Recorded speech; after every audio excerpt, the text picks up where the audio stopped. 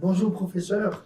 Bonjour, ça va? Oui, ça va, professeur. Oui, ça va, merci. It's a pleasure to have you again in our Absolutely, platform. absolutely. So we are in the third edition of the African Union Symposium with the University of Joburg, and we'd like to address a few thematic with you. And Yes, the first one will be yes. Africa geopolitics position in the 21st century. Yes, yes, yes. So, Professor, as global power reorient their interests toward African resources, infrastructure, and influence, how will you describe the current geopolitical balance in this new scramble truly different from the colonial exploitation, or simply more sympathetic from the global competition for African assets?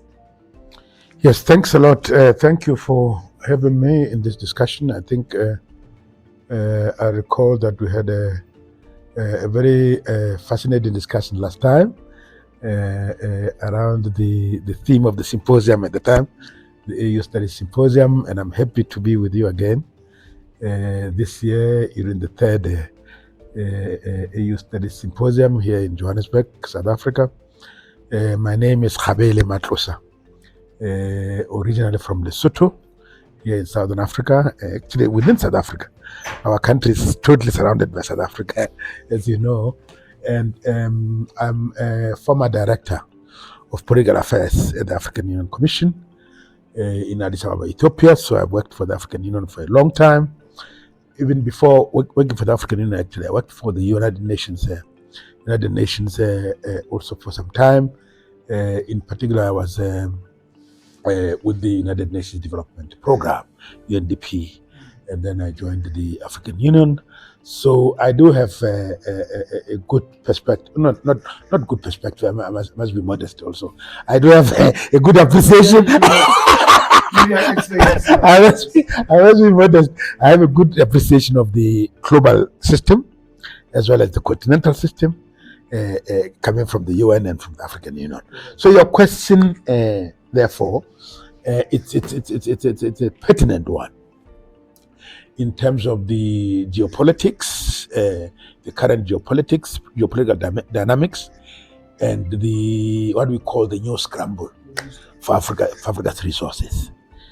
I think I should start from the beginning by making it clear that Africa as a continent, Africa is the only continent with the amount of wealth that we have. And I want to repeat, Africa is the only continent in the whole world with the natural resource endowment that it has, and no other continent, comes close to what Africa has. So this is important, and this is important because what that says is what we need to then juxtapose what I've just said with this story now, that we are the wealthiest continent, right? We're the wealthiest continent, and yet home to the poorest of the poor globally. That's an irony, isn't it? Yeah. So let's call that the African paradox. Yes, that's the African paradox. Wealthy but poor. You see that? And this paradox is explained by the geopolitics, right? The geopolitics again, from slavery to colonialism to neo-colonial situation that we are now presently. So look at that: slavery, colonialism, combined colonialism with apartheid in this country.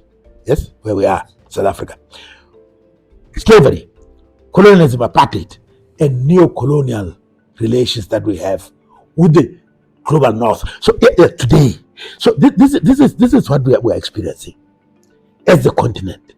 So what the resources that we have not benefited, are still not benefiting the continent. That is why we have the largest resource endowment, but globally, but we remain poor. And others that don't have these resources have advanced, taking advantage of our resources through exploitation of different kinds. So, in a nutshell, the global North is industrialized the way it is. You talk of Germany, you talk of France, you talk of UK, you talk of the US, you name them.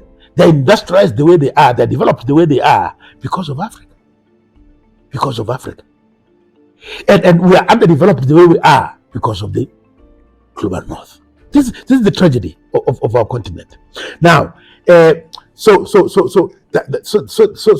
overall, throughout the period of this trends I've elaborated: slavery, colonialism, apartheid, and neo-colonial situation, we have seen global dynamics changing over time, and then the roles of those who are exploiting our resources keep changing, but not fundamental. But now, so let's put it this way. During the Cold War, I'm not going to go too far back in history to talk about slavery, talk about colonialism. Let's start closer home. During the Cold War, the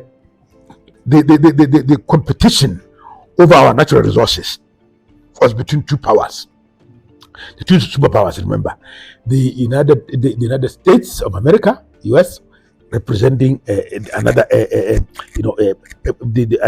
representing the Western powers. Then the Eastern powers were represented by the Soviet Union, right, at the time. The USSR, United Soviet Socialist Republics. That was the global dynamic at the time. Bipolarity. You see that? So it was Cold War period.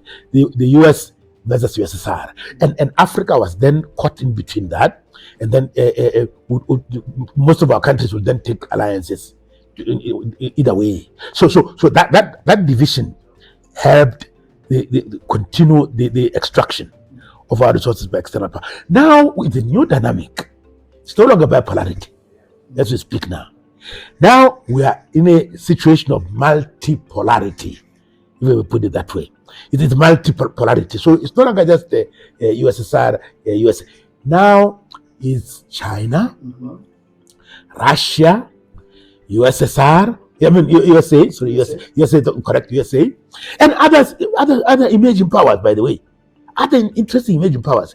Middle East. Middle East. UAE. Saudi Arabia, Qatar. Yes. Turkey. Turkey. South Korea. Japan. Yes, so it's multiplicity of powers now emerging. And also all of them having interest what? In Africa. Yes. And now the tragedy is that we are not in a position to put forward a united front, united force, united voice to protect our own. We are fragmented. Yes, absolutely, through borders and all that. Even exactly. So when we go to meet, remember, let me give you an example. We have the Africa-China, right? Summit, right? You have Africa-China summit. You have Africa, Europe, France. Exactly. France. France. Africa, France. Africa, USA. Africa, this and this. Africa, that. But Africa, these are countries. It's not one country, but we relate to one country as countries. And when we go to that country, we go divided, not as one front. Common, and then we are able to protect our common, our interests through a common collective voice. So this is our tragedy. And for me, this requires, to conclude this section, this requires Africa to sit back and really rethink and have a common position on our own natural resources, how to control our natural resources, how to use our natural resources for our own development. Yes. And this requires us to go back to Kwame Nkrumah's Pan-Africanism. Yes. If we are not united around Pan-Africanism, then we are doomed. That's the only way. We need to go back to the basics and revamp or recalibrate Pan-African unity so that Africa speaks with one voice, not fragmented the way we are now. Yes.